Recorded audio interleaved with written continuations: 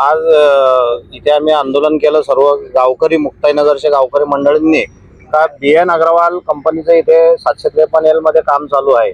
प्रशासन वारंवार त्या BN अग्रवाल कंपनीने ला काहीतरी जो म्हणेल त्या पद्धतीने वागून प्रशासन त्याला सपोर्ट करत आहे। आधी पण याच्या नाकारतेपणामुळे 3 लोकांचा निष्पाप जीव गेला BN अग्रवाल कंपनीमुळे आणि आता हा हायवे तुम्ही बघू शकता। या हायवेवर तिथे स्पीड लिमिट लिहिलेली आहे 80ची जिथे स्पीड लिमिट लिहिली आहे तिथे ब्रेकर लावले।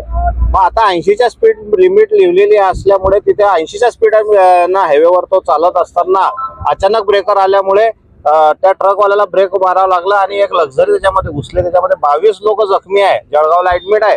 ड्रायव्हरचे दोन्ही पाय गेलेले आहे। तो ड्रायव्हर अतिशय त्याची परिस्थिती गंभीर गरिबीची हालाकीची परिस्थिती आहे। आणि इथे डिवायडर फोडून उलट्या साईडने रात्री अपरात्री ते मुरुम वाहले जाते आहे BN अग्रवाल कंपनीकडून। एवढं BN अग्रवालला का पाठीशी सरकार घालत आहे हे आम्हाला प्रशासन घालत आहे समजत नाही। आता आम्ही इथे आंदोलन करताना दिग्विजय पाटील म्हणून आले, त्यांना आम्ही विचारलं की बा हे डिवायडर फोडण्याची आणि हे ब्रेकर टाकण्याची परवानगी नॅशनल हायवेने दिली का? म्हटले हो, परंतु आता 1.5 तास झाला त्या माणसाने आम्हाला आतापर्यंत पत्रच दाखवलं नाही की ते कोणतं पत्र आहे का तुम्ही त्याला परमिशन दिली। कोणतेही पत्र नाही आणि इथून जर 100 मीटरवर अंडरपास आहे तरी तो अंडरपास न करता हा डिवायडर फोडण्याचं काही कारणच नव्हतं। अग्रवाल कंपनीला पाठीशी घालणाऱ्या अधिकाऱ्यांचा जिल्हा प्रशासनाचा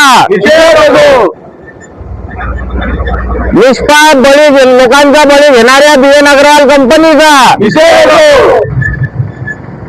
भूषण इकडे इकडे इकडे